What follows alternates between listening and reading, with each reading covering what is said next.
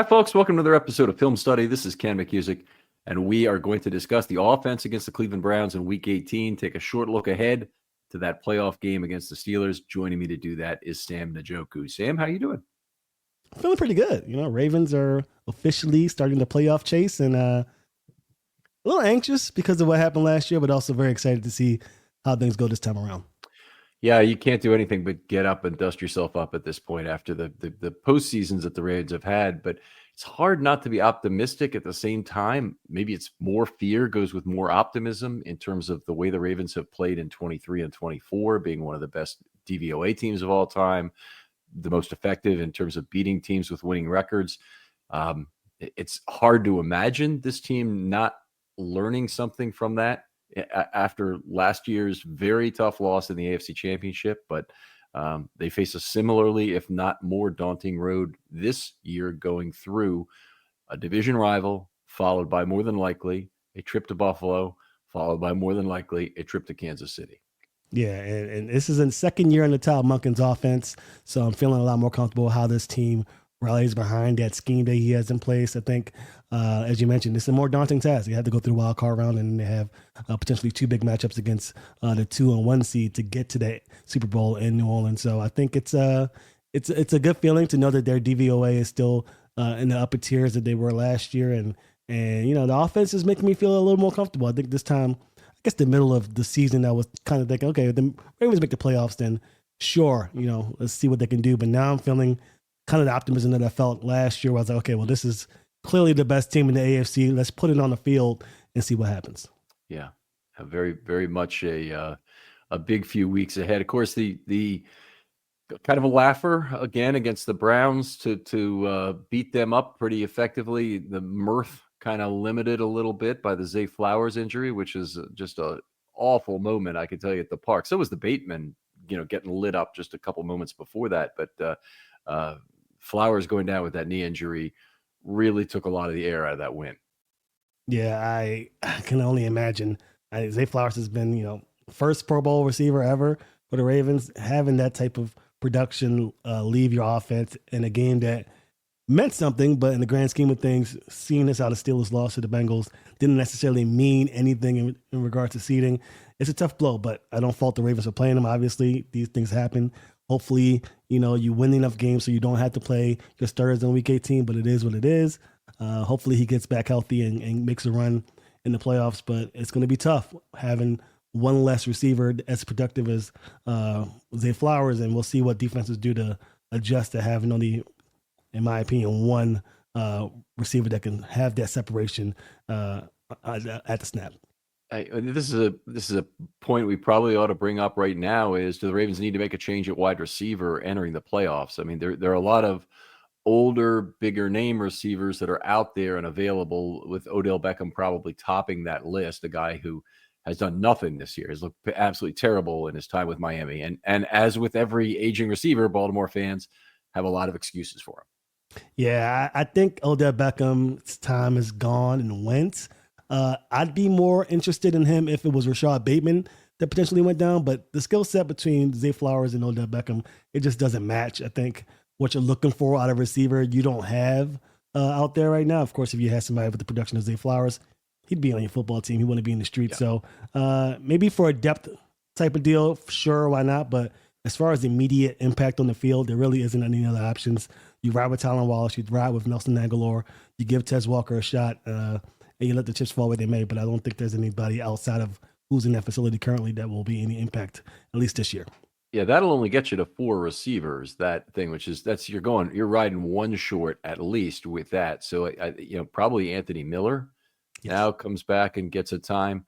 I don't know if Dayton Wade has shown much in practice or enough that you give him a chance, because he more maybe fits the gadget / return /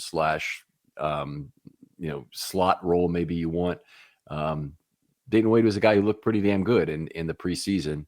Anthony Miller had his first catch in 3 years. That's what I can say about his season. Yeah, I think I've heard from a lot of fans, and everybody's wondering, where's Dayton Wade? Where's Dayton Wade? And I think the Ravens are taking their time getting him acclimated to the football in the National Football League. I'm sure he has a skill set that is desirable eventually.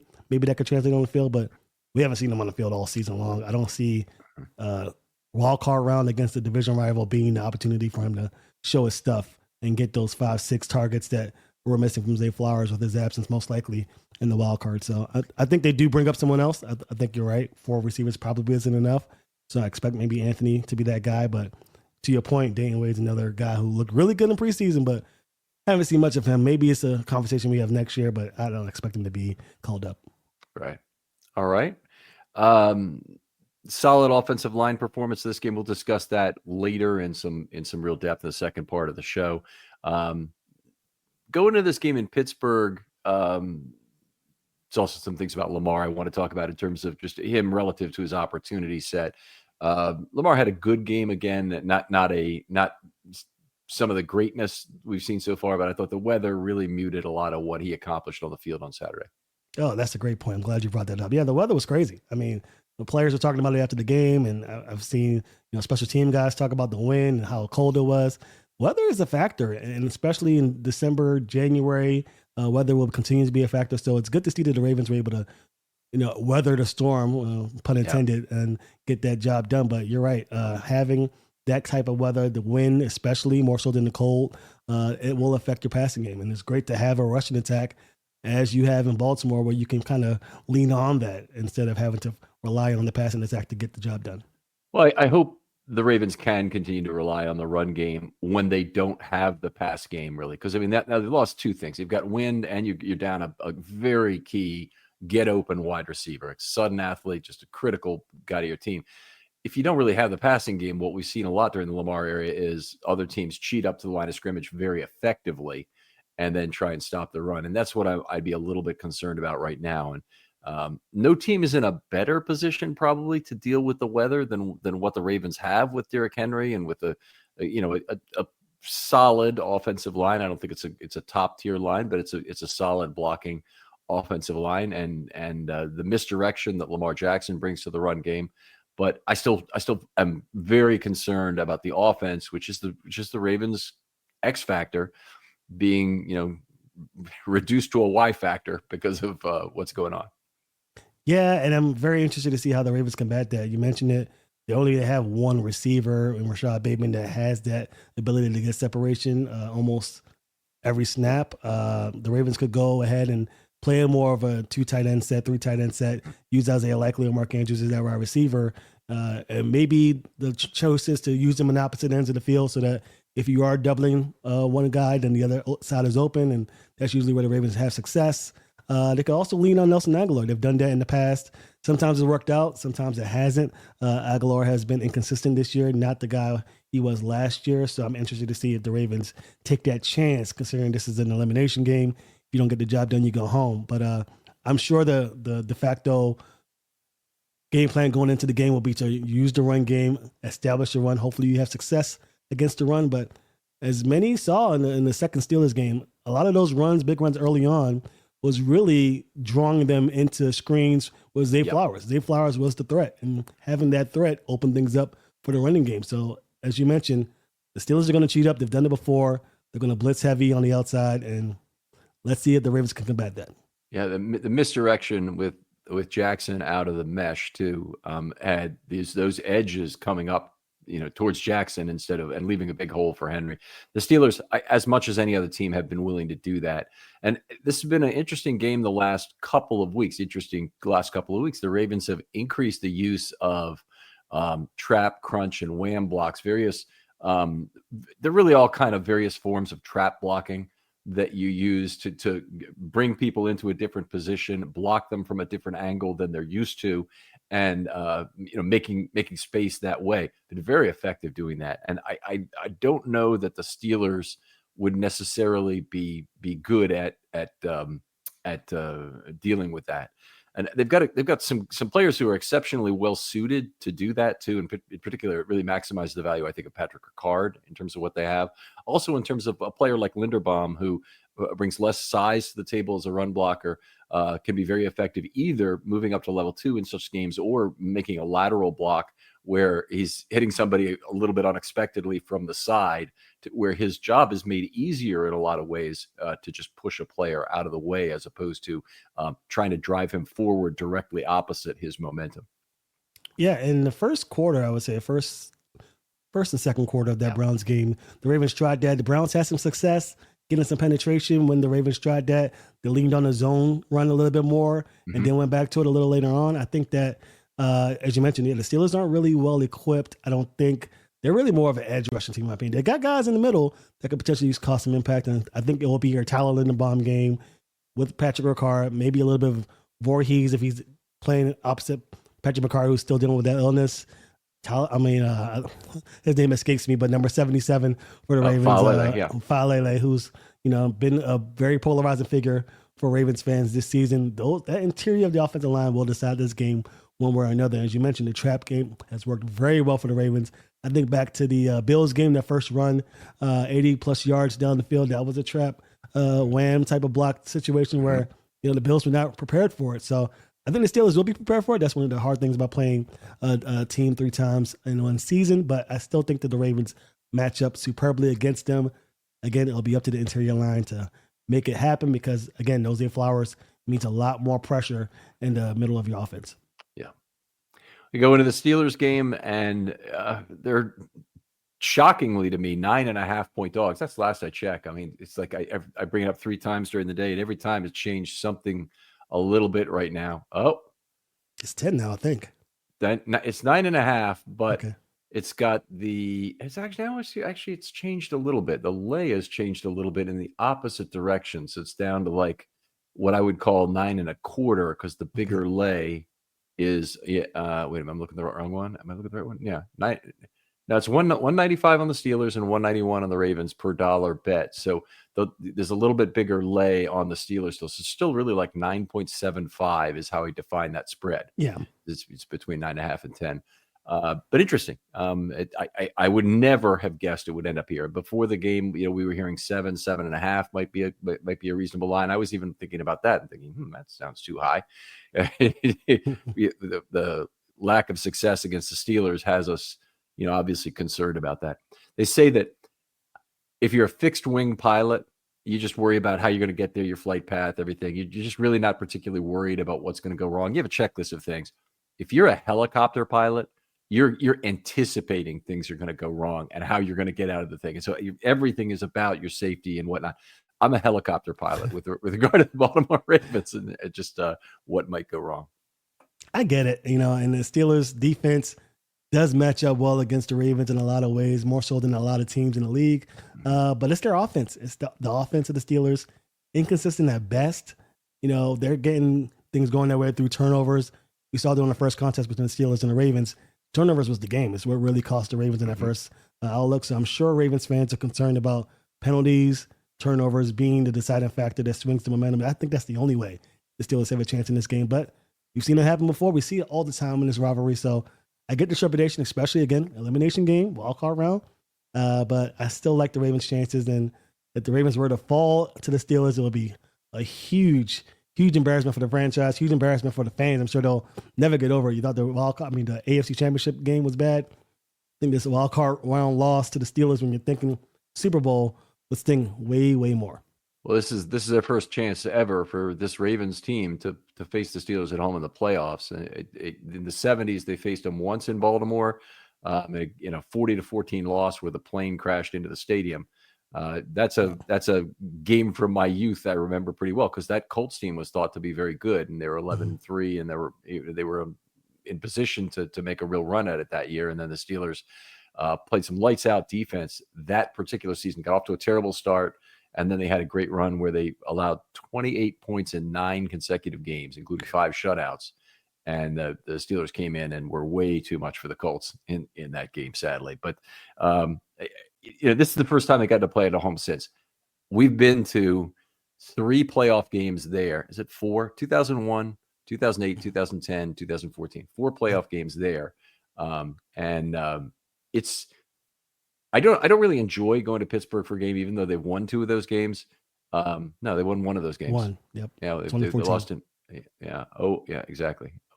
After 01, 08, and 10. And 10, they had the big lead too. They had that Yeah. 21-7 lead. So, but anyway, hopefully this is the year they turn it around. Pretty sure. Pretty convinced. Well, we'll see. They got to play the game. Still exciting to have. I'd still rather much have a home playoff game. And a lot of people I know are talking about, boy, we could have had the Texans if we just lost this game, gone down to Houston, not that tough a game, and not been in any worse situation, because it just means you play the Chiefs a week early. I don't buy it. First of all, as a season ticket holder, I want the game at home.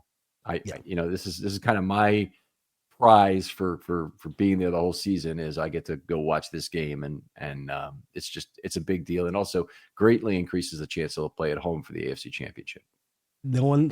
You're so good at this. I mean, no one talks about that. The chances of you playing a home playoff game in the AFC Championship game far greater if you're the 3 seed than if you're the 5. So yep. I think fans need to realize you got to play the long game here. I mean, there's some big matchups against the Broncos and the Bills, and then the Chiefs will have to play perhaps another team that has a chance to make some noise. Maybe the Chargers get a job done against the Chiefs. There's all types of implications where the Ravens could be playing a home playoff game in the AFC Championship game, and you want that again. You want that get back. You want the Lamar Hunt Trophy to be hoisted in Baltimore. There's a chance for that if you're the 3 seed, not so much if you're the 5. Yeah, and it's, if as Ravens fans, as worried as I am about the Ravens messing this one up somehow, or the high octane offense being derailed a little bit by weather and by circumstance, if I'd be much more concerned if I were the Bills and had the matchup issues they have with Denver coming in and potentially putting pressure on the quarterback for one of the only times that Allen will have felt it the whole year, or that their corners, are put in a position where they can make a play on one of the occasional mistakes that Allen will make during a game. So hopefully this is something where every other team has more to worry about, and the spread would tell you that that's the case. That every other team in the tournament right now has more to worry about than the Baltimore Ravens this week. Anyway, everybody is convinced that the Ravens are going to beat the Steelers except for Ravens fans, and that's trauma. That is just trauma, and it's the playoffs. That's why I love it so much, because the anxiousness that you could really lose, and if you don't get a second chance in the playoffs. So it's one of those things. But Ravens fans, relax. I think they'll get the job done. But I get the anxiousness. It is the Steelers. It is division rival game, third chance. All that stuff. It's going to be fun, but very worrisome in a good way. We're setting ourselves up for joy is another way to look at it, because it'll be an unbelievable fun week of analysis and podcasting and worrying about Ravens football the week after. Yes, and certainly there'll be a exponentially higher angst going to Buffalo and all the nastiness that can potentially lead to. But it's good. How about the Saturday playoff game? Now, obviously, Steelers and the Ravens both coming off a Saturday. The Ravens can't seem to buy a Sunday game to save their lives. But playing a Saturday game again, positive or negative? I would say it's positive. Gives the Steelers one less week to get things going. I think it's all mental over there in Pittsburgh right now. That's playing in the Ravens' favor with Russell Wilson and Pickens and that defense, all of that stuff. So I think it's a positive. You'd love to have an extra day of rest to maybe get Zay Flowers in. But if you're thinking, what's a good thing, I think get it out of the way, Saturday game, and knock it out, and perhaps you get a Sunday game next week in the division round. So I think it's a positive. Then you have an extra day of rest. Chiefs are playing on regular rest. Oh, sorry, the Bills would be playing on regular rest. And that would certainly be a positive. Very happy the Ravens didn't somehow get a Monday night game. Oh. And I bet there was some desire to put them there. First of all, it makes a lot of sense that they're Saturday on Saturday versus the Steelers, because both of them coming off Saturday, then you kind of take away that advantage to a certain degree. But if they had put them on Monday night, they almost always is a 4-5 game on Monday night because of the known travel consideration that goes with that. So teams can make their plans, and the 4-5 team doesn't change where teams go, because it's the same like positioning in the remaining teams for seeding. Mm-hmm. Whether the 4 or 5 team wins. And so almost always it's a 4-5 game. And I'm really happy, though, they didn't break the rules somehow for Ravens Steelers and make that a Monday night game. That would have just been a really unfair thing to do in terms of looking forward to the divisional round. And they need to take care of business. Don't get me wrong, it's the Steelers. But you don't want to be disadvantaged ahead of time in terms of that divisional game. Yeah, I agree. I think I would have been devastated. I'd have been appealing to the commissioner via Twitter or wherever I can get him, because that'll be nuts to have that happen to the Ravens. Luckily, cooler has prevailed, and they realized that giving the Ravens a disadvantage like that would be disastrous for their money matchup. I think they want either Bills Chiefs or Ravens Chiefs at the AFC Championship game if I'm in the league, and that's what I'm thinking about as far as intrigue. But yeah, give the Ravens a shot. Let's give them a shot to get it all the way up to the top, and then perhaps a redemption story for the NFL to broadcast and market. Yeah, it's I don't think the NFL gives a rat's ass about the Ravens, honestly. I don't, but it's they don't have a Taylor Swift angle to it or whatever. But in any case, the Ravens, I think, have been given a fair road, not a too hard road, not an unreasonable road, possibly a slightly advantageous road, you could say. They did a remarkably good job, and we've got to really credit John Harbaugh for getting this team to the three games in 11 days and having his team ready to win those games. It's very hard to do that. Very hard to do that. Yeah. And that's really good. The Ravens having a Saturday night matchup. The Ravens have a remarkable home primetime record. And it used to be one of the jokes is that they would always end up playing these games in Pittsburgh. And the Ravens actually told the league ahead of time, look, we don't want to play another Sunday or Monday night game in Pittsburgh. We do that every year. Give it to us in Baltimore. And that year, I think they didn't have either game. Both games were 1:00 or whatever. But for years, if you look at the history, they were really overwhelmed by games there. And the Ravens, for good reason, the Ravens have just been remarkable at getting their team ready to play for night games in general, and certainly for home night games in particular. Oh yeah, blackout games. I love it. So if you're a Ravens fan, you've never been to M&T Bank Stadium during the night game, this would probably be the one to do it, because the Ravens go all out for their games, and the team is hyped, the fans are hyped, and it's pretty much a spectacle. But yeah, to your point, primetime is really good for Lamar Jackson and his Ravens team record-wise, and I think a lot of fans noted that and are very excited at the opportunity to use that type of advantage, at least psychologically, as that game approaches, because the Ravens do have success on primetime moments, and I think because the Ravens are amped up, they take it more seriously, I think, maybe, slightly. But whatever the case is, they seem to do well on primetime, and they get the opportunity on Saturday night to get that job done against the Steelers. This part of what's really fun right now is looking at the Ravens' last two seasons and just how remarkable they've been. But we got to take a moment and rest and just take a look around here, smell the rarefied air, because the Ravens have been one hell of a football team. The 5th best ever DVOA last year. They follow this up with the 7th best ever DVOA in 2024. And, Aaron Schatz is saying, well, DVOA loves the Ravens. They're, he's anticipating all the negativity and skepticism that goes with that. But the truth is the Ravens have done very well. It's not a subjective metric. So it's not something that, Aaron Schatz has changed the formula to make it work for the Ravens somehow, or said, well, we're going to take out all the 1-yard touchdown runs, as appropriate as that, could be theoretically for MVP voting. It would be something you do for this. And the 2019 Ravens were the 12th best of the DVOA era. So just during a 47-year period now, the Ravens had 3 of the top 12 teams in the last 6 years. 3 of the last 12. Okay. Hi. In the last 6 years, 3 of those Ravens teams have been among the top 12 DVOA teams of the 47-year period. So remarkable run. Yeah, and a lot of it, of course, has to do with Lamar Jackson. He's a matchup nightmare. Yep. And when you give him an offense like this, where you're just asking the defense to guess at some point where they're going with the football, to pick your poison this year about how you choose to attack this offense, you're going to get this type of DVOA.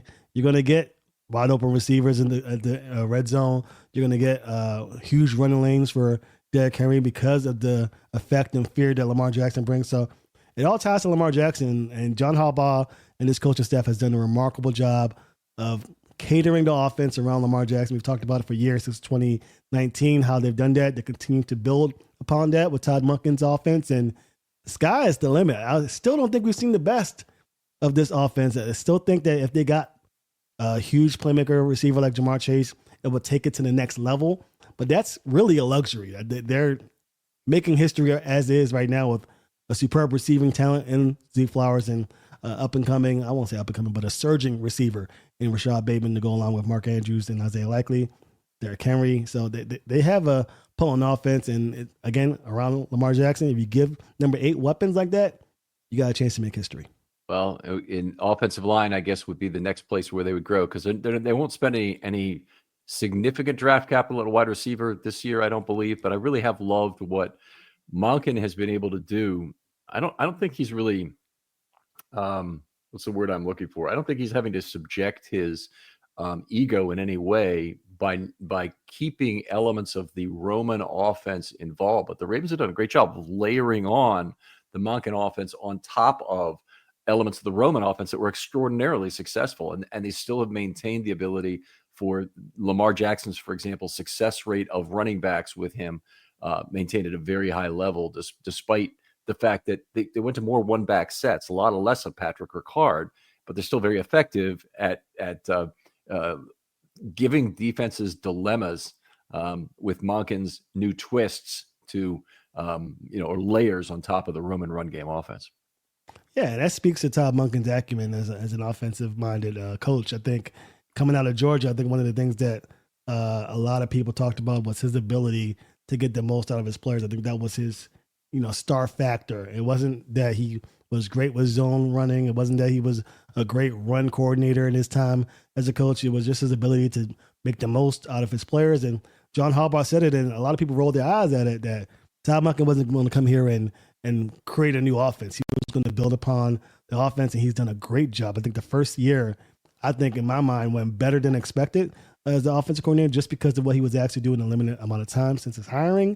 And this year, he's just had an opportunity to, flourish and build upon it and kind of expand the concepts of both the passing game and the running game as well. So I'm very interested, if given the opportunity, what he does in year 3 with this offense. But right now, year 2, he's making history, and this team has a shot to go all the way. And a lot of this success has to go on the shoulders of what Todd Monken has done with this offense, and I'm very pleased with it.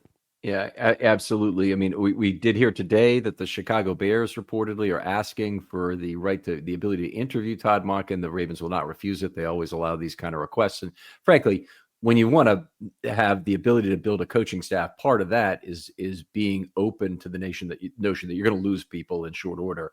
And it is what the Ravens aspire to. They aspire to greatness offensively, defensively, whatever it might be. Next year, might be Zach Orr is looking at a head coaching job somewhere. And it should not be, oh, no, we're losing another coordinator. This is all Harbaugh's fault. No, it's not Harbaugh's fault.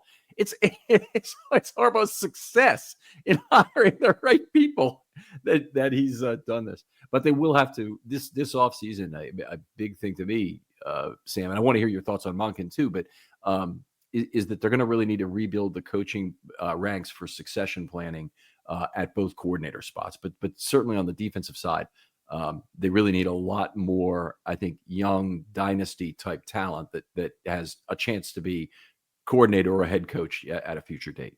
Yeah, and Harbaugh relishes this. He loves it. He honestly does love it when his coordinators go on to get head coaching jobs. This is what he does. He's building leaders. That's what he says. He's building leaders. He's building coaches that are going to go out there and have success in the National Football League. And yeah, Harbaugh doesn't consider this to be a travesty that he loses a Mike Macdonald or any other offensive coordinators to the wild, as you could say, that is the NFL. I think he relishes it. He loves it. He's happy for those guys. And they do have a succession plan in place. They build upon it, as you mentioned.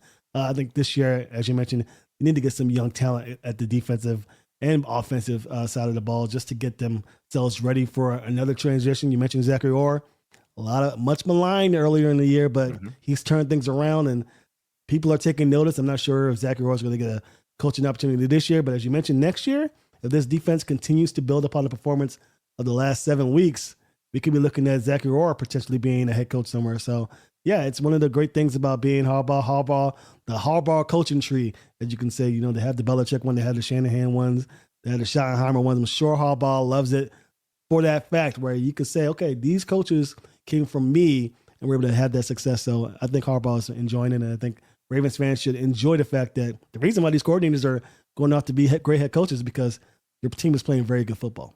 Absolutely. You look at even just in the regular business world, the executives that I respect most, the people at the company I respect the most, were the people who were agnostic to how long their great people would stay in the department, because they knew they were great people. They just want to get the most out of they can for them for the time they're there, and then they're going to move on and they're going to be great somewhere else.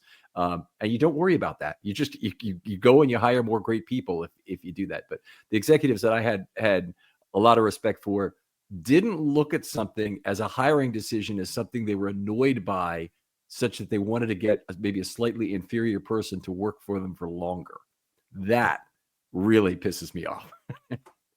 I agree. And working where I do, and seeing these executives and leadership guys, you want to hold on to talent, but you're holding them down. You got to make sure that you, first of all, appreciate yourself as a teacher, willing to teach the young guys to come up and to build them into the executives that you see in yourself.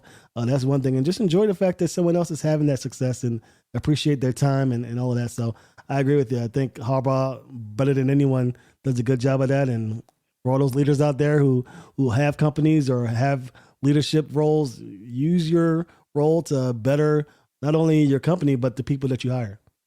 Handicap it for me. What do you think the possibility is that Monken gets a head coaching role this offseason? I'm going to write down my number so I have it here. All right. Okay. Yeah. You want to go percentage-wise? 0 to 100? Yeah, percentage by any team. I would say it's higher than people think. I think it's like 60%. I think you have the number one offense in the league. People have seen you grow a talent like Lamar Jackson, who's possibly going to be your back-to-back MVP. You have young quarterbacks out there.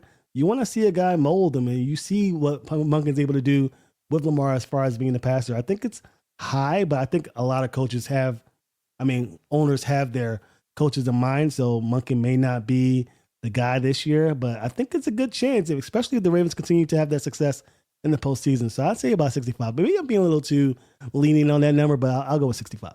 65. Okay. So I said 25. I think one of the reasons that holds the probability down is that Monken is not a dynasty coach. So you're not looking to build a guy who's going to be around for 20 years. Monken's already 63 or whatever he is. He's a guy who can take you from 2 to 5 years probably as a head coach in the NFL at this point. He's ideal for a franchise that has a star coordinator that's 2 years away. So if you have that guy, like if you had Mike Macdonald right now and you're the Chicago Bears or something like that, and you say, well, great, he's going to be ready in 2 years, and we got a plan to get him in a position to do that, and maybe to even take a position on the other side of the ball to maybe get ready for that. If they had that position in place, that succession plan in place, then Monken could be a perfect guy. And if you're Monken, yeah, you probably do want 2 years of head coaching money, and you want that on your resume, probably even at age 65. $8 million a year or something that he might make in a 2-year deal would be nice. But on the other hand, he's got the offense to run right here in Baltimore if he wants to do that as well. And anywhere else where he goes, he's leaving Lamar Jackson. Yeah, and you made an excellent point. I completely forgot about his age. I didn't even factor that in to my decision making. Yeah, you're right. He doesn't have a infinite amount of time. It's very finite, his opportunities and years as a head coach. So that's a great point. So I think you're correct. I think 25. I'll go as low as 20 now in that regard. I think a lot of these owners are looking for these young up and comers like Mike Tomlin back in the day, John Harbaugh back in the day, keep a coach for 20 years type of deal. So yeah, you're right on the head. I don't think that Monken would be an ideal candidate in that regard. Now, as you mentioned, if there is a coordinator out there, or if there's even I'd say a quarterback who's up there in years but needs an extra push to go from good to great, maybe potentially. But to your point, I think Monken's age is a factor. Unfortunately, that's ageist, some would say, but it is life in the NFL. You want to get a guy that's going to be there for a couple of decades to lead your franchise into the promised land. And if you're Todd Monken and the carrot is dangling in front of you, if it's Caleb Williams working, that might be a guy you really want to try and make into a good quarterback. So it would be in a more attractive spot than other places. If your job that you're given is to get a franchise that otherwise is pretty solid, to bring in a Kirk Cousins to win to help them try and win the Super Bowl and make the next push into being a playoff team, that's a lot less attractive, honestly. Yeah. I know you're being a head coach, but I just Sam Darnold, be a good example of a guy who, if he was available to another team, it wouldn't be that exciting to work with him. And you got to leave behind Lamar Jackson. I mean, I would be thinking about it. Yeah, you're right at that. I think you got the golden goose in Lamar Jackson. There's not a lot of coaches who have the opportunity to coach that dynamic talent right there in Baltimore. So you're right. This might be a chance where someone offers him a job and he said, let me think about it and decide to stick around. Maybe the Ravens give him a little pay bump to thank him for his service. But yeah, you're right. I think the chances of Monken leaving are not as high as I initially thought in this conversation. You're a great persuader, Ken. So I appreciate that. But yeah, it looks like I think Monken might be sticking around for at least a couple of more years. Yeah, the Ravens could definitely throw money at him. That's a possibility. They did it with DaCosta to keep him around and keep him on a track to be the general manager. They're not offering Monken a future in a higher role. They're offering him his current role. So all they can do is give him a little more money the way they did to Lewis back in the day. Yep. So he would have been the guy. All right. So let's talk about the offense a little bit from this game. Obviously, we're going to do less probably talking about the offense from a game against the Browns where the Browns have clearly given up. One of the key things to me, they won snap count effectively, 67-55. It's always nice to do that in a game you want to get over with. But more importantly, I think the key factor I look at in this game, the Browns missed 26 tackles this game. First of all, I've never seen a total that high. Not one game. They missed 31% of their tackles. That's insane. 31%. And the Ravens missed 6 by comparison. So it's pretty obvious which team had something to play for here. And Derrick Henry certainly made his footprint felt in the later part of this game. Love it. I think it's a testament to where the Ravens' head are at. It was Derrick Henry's birthday at the time, so he wanted to get into the end zone. He did so for sure. But yeah, you could tell the Browns were out of it. A lot of Ravens fans were a little concerned with some of the decision-making the Ravens were doing in the early portions of that game. And I get the angst in regards to trying to get that division sewn up. But I think the Ravens understood that this was a Ravens team that was definitely overpowering a Browns team that was out of it. I think a lot of it was showing something new for defense coordinators in the future to have to worry about come playoff time. And a lot of it is just that, again, the Browns were just not into it at all. You could tell right away. There were a couple of players who were trying to play with some energy, but once the Ravens did what they had to do with the run game, and this is going to be a theme throughout the playoffs, hopefully if the Ravens make this run, it's going to be tough to tackle Henry when it's cold outside and when it's windy and when it just feels like your fingers are going to fall off. You don't want to tackle a big guy like that. So I think regardless of the outcome, who they were playing, it was going to be tough to tackle him, but 26 is kind of nuts when I saw that stat line to think about it. It's ridiculous. But that's a testament to the Ravens and a testament to how poorly the Browns played this year. Yeah, it wasn't all Derrick Henry. Derrick Henry did have a bunch of missed tackles. I think it might have had 12 in this game, like 9 as a runner, 3 as a receiver. But Lamar Jackson caused 7 missed tackles in this game. Oh, wow. And so they got 3 more from, might have been Mark Andrews, might have given them 3, but they had it was well spread around. And if you look at their defense, it was well spread around too. They had Reed, the linebacker number 59, had 6 missed tackles in the game, but they had it was a very tough game. And in a lot of ways, it reminded me of the final game of 2020 when they rushed for 404 against the Bengals. And there had been some smack talk before the game. Jermaine Pratt always seems to be at the center of a lot of that crap, and the Ravens really ran it all over him and the rest of the Bengals team that day. But the reason I bring that up is I can't necessarily map what happens in a game where one team doesn't care in the last game of the season to January football in the same way. I'd love to. I would love to believe that Henry's going to run over, motivated playoff teams in the same way. I just don't believe it's true. I think that the Ravens have their own experience bottling up Henry in the postseason in that 2020 game, the COVID game at Tennessee, when they went down there and they held him without a first down on, I think, 17 carries for 40 yards or something. It was really limited number of total yards. But Tennessee's only rushing first down in that game was a quarterback sneak by Tannehill. I remember that game. It was definitely very excited about that game because I think the Ravens won that game pretty handily, I believe. I don't know about handily, 20. I think they won by 7. I think it was 20-13, but they were down 10-0. Lamar had the great run to get them back even. Yeah. Where he escaped, and then they won it on the Peters interception at the end of the game, where they kind of teabagged the logo in the center of the field. I remember that. Good times, good times. But yeah, I agree with you. I don't think that, for instance, when the Ravens play the Steelers on Saturday, that defense won't be motivated. I think effort plays a huge part in defense sometimes, especially in that first and second level with those linebackers. I think wanting to get hit by Derrick Henry is going to be a huge thing. I think the Steelers are likely going to be open to that. So it's going to be more scheme for the Ravens to get Derrick Henry those rushing lanes. I don't think it's going to be an instance where he's running through arm tackles and getting the job done. I think it's going to be up to the offensive line, up to Todd Monken to scheme up some things, and up to the Ravens as a whole to get Derrick Henry those maneuverability, those lanes to get through those would-be tacklers. But I don't think it's going to be an instance, to your point, that these guys are going to be just whiffing on tackles. It's going to be a dogfight. It's going to be tough, and it's going to be AFC North Ravens Steelers football. But yeah, I don't expect. I will love it, like you mentioned, for him to just do it for 3 straight games all the way to the Super Bowl. But the likelihood of that happening is minimal. It's going to be up to the Ravens as a whole to get the job done. Obviously, feed Derrick Henry. I can't stress that enough. No 6 carries in a game type deal. But concern of that. Yeah, I think that hopefully that's done with. But I think overall the Ravens are equipped to handle it. Again, it's going to be up to the whole team to get Derrick Henry involved. I think he's going to be a key part to this Ravens success in the postseason.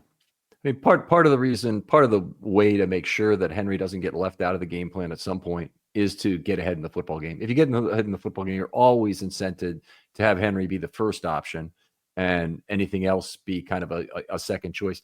And by the way, I mean, this is Steelers. They've got to win this football game. And, I said the same thing against the Browns last week is like people are, want this to be a coronation. And this is really a case where they need to win a football game to win the AFC North. And they've got a credible defensive unit in terms of Browns, not a particularly great one in aggregate, but they've got weapons out there that can do some things. And the same thing is true of the Steelers. As badly as this team is banged up, they have one really underappreciated, outstanding player who they'll be getting back, I assume, for this game. I think he played last week, actually, in week 18, but that's DeShon Elliott. And he has an enormous number. I have to actually check that out if he did play last week, but he's had a great tackling season. And he's the guy who makes up for Patrick Queen's missed tackles on that team. Patrick Queen is a missed tackle waiting to happen, still is. He's still a guy that Henry can really target, as if he's got one shot at you, that's not necessarily a bad thing at all. But DeShon Elliott is a great tackler, and he's really been the guy who's had the kid with his hole in the hand in the dike to keep the thing from imploding very effectively. So we'll see if that makes a difference. Yeah, and to your point, I think DeShon Elliott is underrated. I think a big part of their success in that first meeting was DeShon Elliott being able to get into the nitty gritty of that defense and get those tackles going. So I think Minkah Fitzpatrick had a lot more say, well, I would say give or take, in how they were accomplishing tackles as a defense in that second meeting. I think he was spying Lamar a lot, but I think having an extra safety, having a guy that can get in there and tackle is paramount for them. So it does make me nervous that he is going to be potentially back. I don't remember if he played against the Bengals. I would assume so, because they did have some success. He did. He played against Kansas City. He played against Cincinnati.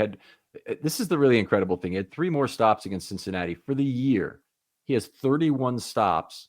That's defensive wins basically occurring where he makes a tackle, versus only 2 missed tackles the entire season. That's 15.5 to 1. I've never seen a ratio like that in any position. I'd look for it at inside linebacker. And they have Peyton Wilson, who was pretty good at that in college, with about a 7 to 1. No, wait a minute. I think it was like 11 to 1 in college. And there was like one other guy in the entire draft pool who was at 7 to 1, and a few guys at like about 4 to 1. But there are a lot of guys at about 3 to 1 as a normal ratio. It's an unbelievable, non-stable ratio for Elliott, which has really been a wonderful season. I mean, that's the kind of thing. He should either somebody should be after him for a big pay bump if he's a free agent. I don't know if he is, or he should be, somebody, the Steelers with some extra cap space, really try and sign long term at this point. I don't know if they will, but he just had a remarkable year, that's for sure. I enjoy his game, honestly. I like his demeanor. I like his play on the field. I think it all is going to play well for the Steelers to have him there. You mentioned that he played for the Chiefs as well. That gives me a little bit more. I feel a little bit better now, because I think the Chiefs probably ran towards the Steelers the same way the Ravens planned to, with Isaiah Pacheco at the time. So it makes me feel a little bit better. But to your point, he is a dangerous tackler, and if you decide to run at him, be prepared to get stopped. Now, I'm not sure how they choose to attack the Ravens in this go with the loss of Zay Flowers. So it may be a case where he's more so near the line of scrimmage, more so than not. So it'll be interesting to see what they do with him. But he is a dangerous tackler, somebody that is underrated that Ravens fans should be paying close attention to. Yeah, definitely. He's a potential spy in this game. So is Peyton Wilson, who's a darn good player for who he is. Yeah. He had in the first game, he had the strip of Justice Hill for the interception. That was just a horrible memory. Should have been a fumble. Yeah, probably should have been a fumble. Yes. Yeah. Ravens have kept up with most of their rate statistics, and we don't need to go through this too much in the Browns, but they still lead the NFL in red zone touchdown rate. They went 3 out of 4 in this game. Could have easily been 4 out of 4 because their one miss was that shot put pass to Henry that was overthrown. That's not a pass Lamar misses very often, even though it's an off schedule weird play. But he's made that before with Nick Boyle in the Bills game in 2019, I believe. He had a 2-yard shot put pass to Boyle that was very similar. It's definitely a play I expected him to make. Do you think that was designed, or do you think that was on the fly with Derrick Henry? That'd be interesting. I got the same question from somebody else, and I honestly don't really know. But it looked like, if I had to guess, it looked like there was movement along the line. There was an expectation of some sort of a pass, and there were 3 guys, I believe. Let me look at my notes here, because there's 3 guys, I believe, who were held in on that. Yeah. Okay, so there were 3-0 sets and chips on that play. So 3 of the eligible receivers were held in to block. So it was some sort of RPO going to the right side. Henry's the only guy who really could have been the receiver on that play. So I think it had to be one of the options, but Lamar was probably also looking to run it. But they were careful not to get ineligibly downfield on the play as well. So that tells me that the pass was an option. Yeah, I think that's more what it was. I think it was an option for Lamar to either run it in himself, or if they got some edge attack on him, then toss it to Derrick Henry. I like the play call. I like the play call a lot. I know a lot of Ravens fans said, "Oh, just punching in with Derrick Henry," but you're giving defense coordinators something to think about. And the Ravens love this read option stuff that they do, especially in 4th and 1, hand and go to Lamar Jackson or give it to Derrick Henry. So having that third option be a pass to Derrick Henry of all people, I think will help pay some dividends for them as far as preparation for these other opposite defense coordinators. But yeah, to your point, Lamar usually always makes those plays. He usually always does. And I think in the postseason, when it's do or die, those plays will count for something. So I'm anxious because I know the Ravens are going to try and convert 4th downs. I think that's just the way it is. So we'll see how, what's the word I'm looking for? How willing they are to try and make those conversions on 4th and 1 or 4th and 2 instead of going with Justin Tucker, who struggled a little bit early on, but seems to have found his way. Yeah, that will be one of the interesting things we see, is just how much they're willing to give Tucker a leash in this postseason. I think there's a lot of reasons from an analytics standpoint, and I'm a math guy, so I they never go for it enough. Even the 4th and 1 from their own 16 against San Diego, it's the most obvious go for it decision you can get. I mean, from a math perspective, and everybody's questioning it. Everybody's saying, "Oh, you can really question that." No, you really can't. It's freaking obvious. They should have gone for it. The Ravens had another big one recently, and I'm forgetting the game this happened, but they're playing for about 11% of the probability to win the game in total, and they had an advantage of 4.7% on it, and they didn't do it. I was up in arms about that one. So anyway, 4th and 8 going forward at the 35-yard line, I'm fine with that kind of stuff. And they're going to miss a fair percentage of them. The payoff is tremendous when they hit it. So you really want to do it. I got a question. Yeah, go ahead. Got a question for you, Sam. Is what changes can this Ravens offense make going into this postseason? So you're facing a different circumstance in terms of weather for starters, and in terms of the absence of Flowers. What changes are even available to them that they can say, yes, let's embrace this. Let's do this differently. Let's take this out of our game. Let's change personnel, perhaps. What can they do? I am very interested in that. I've been going back and forth in my head with it. Do you play more 12 personnel? Do you give yourself that opportunity?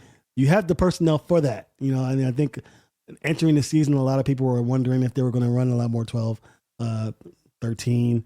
I just don't know if they want to take that chance, because if you run that personnel, a lot of times you're jammed in. You're jammed in, and you give less field for the defense to defend. So that's my worry. I think they go that route though in some regards, but I also think they likely lean on the Nelson Aguilar to take over that Zay Flowers spot. Maybe keep it up with the screens, those bubble screens that they have success with Zay Flowers. I think Nelson Aguilar has that skill set to get it done. But yeah, it's going to be a challenge for them. I think this game in particular, the Ravens are going to have to get to the early lead, keep it, and then establish the run and really take the Steelers out of that game. That's their best chance to win. But to your point, if it's 3-6 in the third quarter and you need an offensive output, you might have to lean on that 12 personnel, give Isaiah Likely a chance to make plays along with Mark Andrews and really go it that way. Something they've done earlier in the years, but not so much now with the emergence of Zay Flowers. Yeah, great point about the 12 personnel, because I think that's one of the options available to them, and 13 even. The Ravens have, when you put 3 tight ends on the field, you don't know how the Ravens are going to deploy those, and it could be Kolar as an inline guy, and Likely and Andrews are both split. They can show you that. YY looks. They can show you a different look where they line up and it's Jackson Obvious in power football. I think one of the things I'd like to see, I want to see them embrace more misdirection in this postseason. So they've done really well versus the Steelers, but it's not even the Steelers I'm as worried about as the other teams. It's really bad to get ahead of yourself here, really bad. But it's the other teams they may face as well. I mean, I think they need to, if Zay Flowers is going to be missing for more than 1 week, and Ravens fans have already seemed to, and some national media have already foolishly, indicated that it might only be 1 week. I think that's hellaciously optimistic. Yep. I agree. I've heard things that lead me to believe this might not be a 1 week thing. I honestly, I don't think that he's going to be out for the entire postseason, but I think divisional round is optimistic as well. I think it's fair to say that I don't think he plays in this game. If he does, wow, what a recovery. And if he's playing in the divisional round, he's not close to 100%. Why risk it? I'm thinking AFC Championship, Super Bowl is where the Ravens are hoping that they get him. But if you're thinking outside, if you're thinking he's going to come sooner than that, that's very optimistic considering the injury and how he looked when he fell in that game. I'm very thankful it wasn't more serious than that. But yeah, again, if you're thinking he's going to be for this game or the next game, I think it's very optimistic. So one of the things they really miss with Flowers is some of the jet motion play. And he's one of the guys who gives them that. I don't really like his usage in that regard, but they have to replace it. I was hopeful that was something Deontay Johnson could do more of, is be a jet motion guy, a bubble screen guy, a guy who could be a little elusive there. Justice Hill coming back can give you some of that if you want to play some pony. And the other guy who they really haven't tapped into in any regard so far is Keaton Mitchell. Oh, yeah. And if they want to stick him out at flanker or on that right side where he can come in motion and potentially take a jet toss, to take or even just threaten it. I mean, other teams then have to respect the space on that side of the field and do things with it. And I think you got better chances if you embrace misdirection. So I think that would be of all the things they could do. I think actually any change at wide receiver is going to have very minimal impact. But I think that embracing misdirection and using more heavy personnel, as you suggested, are probably the two things that could do the most for them. Agreed. I don't think there's any receiver that's going to come in and just be Zay Flowers to be anywhere near Zay Flowers. But you read my mind. I think Keaton Mitchell is going to play a huge part. Justice Hill, a huge part in this misdirection, using him to move along the sideline. I think the short and intermediate game, don't be surprised that they use a lot of Justice Hill and Keaton Mitchell in that regard to kind of supplant the usage that they got out of Zay Flowers. So, yeah, that's a great point. I think Justice Hill does return this week. I think an illness pretty much held him back more so than the concussion. And I think Keaton Mitchell slowly getting acclimated. You're not seeing the speed or burst that you saw last year, and that's to be expected with an injury that he had. But he's starting to get into his groove, and I think they're starting to see there's some possibilities for usage in that regard. So I think the Ravens are going to do a lot more of that when Derrick Henry's down the field, and I think they could have some success. But to your point, misdirection would be very important, especially with these defenses playing aggressive football to try and crash in and stop this running game from getting underway. Yeah. Okay, let's run through some of the things about Lamar in this game. Obviously, one of the things that really precluded Lamar from setting the all-time passer record, unfortunately, was the weather. I was walking up to the game and the wind is just whipping, and you're like, there's no way it's happening today. Not with this going on. It takes away so much. The Browns also were fairly effective in this game, generating pressure. largely from a lot of off-ball blitzing. And they have Myles Garrett. They have a credible defense. Their defensive line, honestly, up front, did some things that the Ravens, in particular Linderbaum, was having a really hard time handling. But it's something that also you would hope wouldn't happen in a game where they've basically got a Bahamas game and they're really thinking about their next stop or their next vacation plans. I thought, really, we talked about earlier, but the injury to Michael Hall, a second-round pick in his first year, and the worst thing that can happen to the Browns is an injury that lingers into 2025 now, and now they've got one, to a key defender. I think that was kind of not the wake-up call, but kind of the go-to-sleep call, the lights-out call for the Cleveland Browns in this game. Excellent point. I didn't even put two and two together like that, but you're right. When a guy like that gets down and he's injured and you don't know how that will impact your next season. This season's over, but now you're impacting 2025 with perhaps a new coaching staff, perhaps with new pieces coming in to try and create something that was not there this year. So, yeah, to your point, it kind of dimmed the lights a bit for the Cleveland Browns.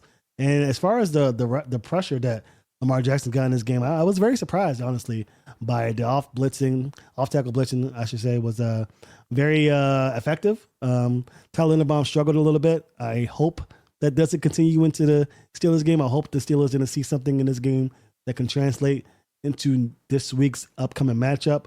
But that was concerning. And I think that the Ravens did a good job of, finding a way to get through that. A lot of that had to do with getting Derrick Henry involved. But I think it's a wake-up call for the Ravens and the offensive line as a whole. It's something that Ravens fans have been talking about all year long. Obviously, there aren't going to be changes made this year to the offensive line, but it's going to be the time for Daniel Faalele, Tyler Linderbaum, and Patrick McCarry and Voorhees to get together and get a complete game. They're going to need him in this contest for sure. And Faalele didn't actually do too bad. I'm sure we'll touch on that in the second half, but I think all in all, this is a wake-up call for the offensive line. Get it together, block your guys for 60 minutes, and get that win. But to the credit of the Browns, they did have great success in getting to Lamar Jackson. Yeah. So 13 pressures, largely from numbers in their case. Now, when you blitz Lamar and bring numbers, they used 4.71 pass rushers per play, which is very high. When you do that, you force two things. First of all, you force the Ravens to take eligible receivers out, and the concept of a green dog is fairly well known. If you have a red dog is an off-ball player who blitzes without regard to concern for the eligible receiver leaving the backfield, usually the running back.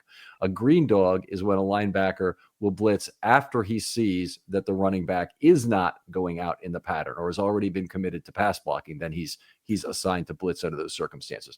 Some people consider a green dog when a zone defender is forced by rule to trigger downhill against a quarterback leaving the pocket. That's not in my traditional green dog definition, but if you have learned it that way or you think of it that way, that's fine as well. But I consider that to be a kind of a separate category, not even a real pass rusher when players do that. It's just the rules of the zone defender on the near side to do that.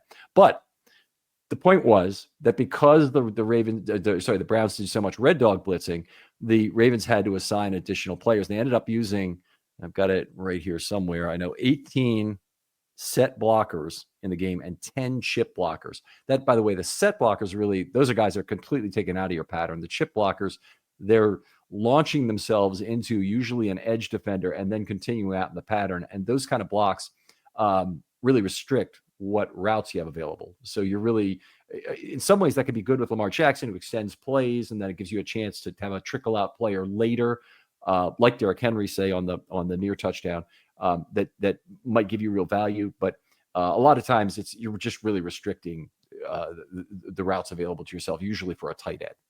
Yeah, and I think exactly to your point, that's what they did. They did a lot on Rosengarten's side, if I'm not mistaken, with the chip blocks and all of that stuff. Yeah, so I see the Ravens do that. I expect them to continue to do that. It does limit the routing a little bit, but I think to your point, it overlaps that. I think the concept of that loss of diversity is overlapped by Lamar's just talent, specialness, and extending plays and just doing off-ball stuff that we saw with Ben Roethlisberger with the Pittsburgh Steelers. So glad we have that now with the Ravens, because that was so frustrating to watch that as a Ravens fan, to see Ben do that. So I think go ahead, blitz 6 or 7 guys if you want to. But that's just going to lean more into what the Ravens do best. I think delays, a lot of that draw plays for Derrick Henry could be a potential way for them to kind of stave off that defensive scheme. But I think in this game, you're going to see a lot more than that than less because of Zay Flowers' a loss. But also, I think Rashad Bateman, if he continues to have success early on, could kind of stave back what they're trying to do. I think the Browns kind of got a little bit of that because Rashad Bateman was having some success, but it was a Derrick Henry show in that game. Hopefully that continues in the Pittsburgh Steelers matchup. But if not, I'm leaning on Rashad Bateman to kind of save me from potentially pulling out whatever little hair I have on top of my scalp in regards to the matchup. I feel the same way. I'm right there with you. So let's talk a little bit about the opportunity set that Lamar had. So we mentioned the Browns got some pressure in this game, and I'll talk a little bit about it. In terms of ample time and space opportunities, they had 10 in the game, 32%. 32% is not a bad number, and in and of itself. The problem is the opposing pressure number that goes with that was 13 or 42%. You don't really want to give up a 1.3 to 1 relationship. A 1 to 1 relationship, I'd say, is a good game. Slightly more than that is okay. 12 to 11, that kind of thing is a good relationship between the two. But when you start getting up to about 13 to 10, that's really too much pressure to be allowed. And even though the Ravens didn't get sacked in the game, we saw Lamar working under some pressured conditions, throwing some balls in a hurry that were more contested than normal. I had 7 contested balls in the game, which was high. But I'll go through quickly what he did. Ample time and space, gave up 11.1. Sorry, he threw for 11.1 yards per play, well above what you'd expect. 8.5 yards would be typical for an ample time space, which if you haven't listened to the show too much in the past, maybe you're a fan of Sam's who are listening for the first time. This is a 3-second pocket where you have room to step into the throw. That's how ample time and space is defined. Ball out quick. He was 3 of 8 for 25 yards. By definition, that wouldn't include any sacks or anything, but only 3.1 yards per pass is not going to get it done in those situations. So there were definitely some hurried throws in there where the pressure was coming, but it hadn't gotten there yet. That I felt like Jackson really, it's almost like being pressured. And then they had 13 pressures, 42%, which is too high. He was 6 of 13 though on those throws for 81 yards and 6.2 yards per play. Now, the 6.2 yards per play is nothing special, well below Lamar Jackson's season average, but it's also terrific for when you are under pressure. You just don't want to be under pressure that much. So in one case, Lamar making the best of bad situations is one way to look at that. And that's how I had to take it. He was definitely under duress and very noticeable. I just don't know if the Ravens are what they're going to try and do to combat that, because the Steelers have a similar defense. I want to say that similar in some sense. They do play a lot more man than usual, than the average team. But man, it has me worried that the Steelers could adopt that philosophy. I think the Browns came into this game saying, okay, we're just going to throw the kitchen sink at Lamar. We have nothing to lose. We don't want him to get going. Let's see what he does in the pressure. Let's get out of here. Let's see if we can, play spoiler, obviously, but we're not worried about our record, really. Let's just throw caution to the wind, and I think it worked for a little bit, but I think a good way to combat that is the run game. Can you blitz effectively and stop the run at the same time? I don't know, but we do know that Lamar Jackson does have success against the blitz, and we saw inklings of that with the numbers that you mentioned. So we'll see what happens. I like to tie everything to the Steelers game because it is coming back, but as far as the Browns game is concerned, I think he did pretty well under the situation. You like to see more from your offensive line, but I think, again, as you mentioned, they're sending free runners. That's just a numbers game at that point. So you can't fault the offensive line too much, but I would love to see how the Ravens choose to combat that, because I do expect Steelers to adopt that concept come Saturday. We mentioned earlier that Lamar had 7 missed tackles forced for the game. He also ran the Ravens out of 4 pressures in this game. So what I mean by that is he scrambled for positive yards on a play where he was flushed from the pocket by pressure. Now, that doesn't get assigned in the same way to an offensive lineman, but you could a lot of systems would look at that and say, oh, it was really 17 pressures. It wasn't 13. Mm-hmm. And we take and that would make this, performance by the offensive line and the pressure on Lamar look a lot worse. But that was the most pressures he'd ran the Ravens out of since week 1 against Kansas City, when he ran them out of 7 pressures. So a lot of missed tackles forced by Lamar, really outstanding run game right off the bat in terms of negotiating his way through traffic as a scrambler in this game. I really hope he does the same thing against Pittsburgh. I think he ran the ball a little more against the Steelers. Didn't have as much success on the ground in those situations as he did in the first meeting, even though the Ravens ended up losing that game. But I would love to see him do that more. I think he's going to be forced to be in those situations more, and he needs to have the wherewithal to know that, okay, if the play's breaking down, I need to get something going on my legs. And that's something that we really knocked on him prior to the end of the Eagles game, where he wasn't using his legs more, especially in those situations. We're starting to see that now take a turn for the positive for Ravens fans, and I think it's going to pay huge dividends for them. It just adds another element, another dimension for the Steelers to worry about. The Steelers didn't really have to worry about that in the past, especially the last couple of years, because he's been more of a drop back passer, contrary to popular belief. But this is another element to his game, and it's good to know that if the offensive line is struggling, you still got number 8 back there to make something out of nothing, and that's why the Ravens, one of the many reasons why the Ravens have had so much success this season. Yeah, gives him multiple check down opportunities. Really, Derrick Henry has proved to be a very useful check down option in this game. But Lamar's usual mode of operation for his entire career has been he's his own check down. You don't need a Ray Rice coming out of the backfield looking for the football every single play when you've got Lamar Jackson able to run the ball perfectly well himself.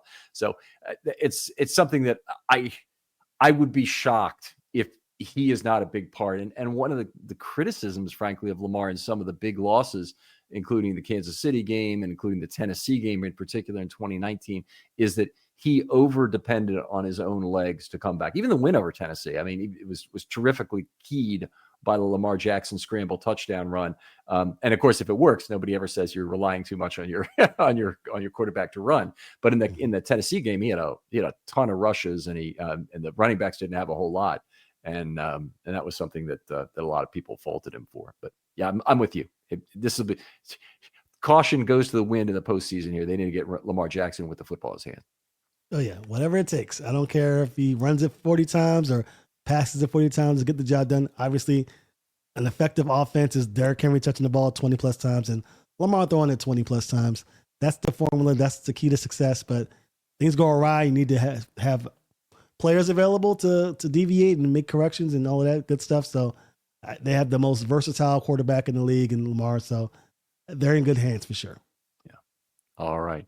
Always fun talking football with you, Sam. How about you tell folks where they can either talk football with you, maybe ask you a question directly, or where they can find your podcast? Awesome. Yeah. You can find me on YouTube at Ravenstock Podcast. Usually post weekly on our show. You can also find us on Spotify, Apple Music, Apple Podcasts, I should say, weekly. You can also find me on Twitter X. You can find me there. I'm always open to having conversations about Ravens football. You can find us at Ravenstock Podcast or on Instagram at Ravenstock Podcast.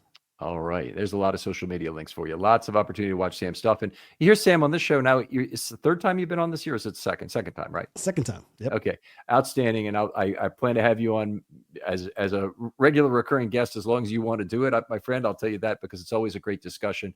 Other folks out there, if you're looking for other film study content this week, there'll be 2 shows out tomorrow. Okay. Now you're listening to this probably on Tuesday, given it was a Saturday game. We're recording this on Monday night.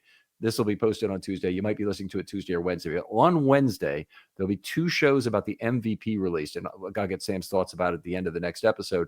But one of them is a outstanding look from a voter analysis perspective, literally trying to handicap the votes of all 50 voters in terms of the MVP rate. And the other one is a more of an analysis episode done by Mike Sando of The Athletic, who is an MVP voter himself and is going through his own logic of how he voted for the MVP, and not saying exactly who he did vote for, but you kind of get the impression from the metrics he's looking for that he might be kind of pro Lamar in this case. But anyway, I think those are 2 outstanding episodes. I thought that in both cases, the guest is extremely well prepared, ready to discuss the topic, and I'd urge you to take a listen. Sam, thanks again for coming on. Thanks so much for having me. And we'll talk to you next time on Film Study.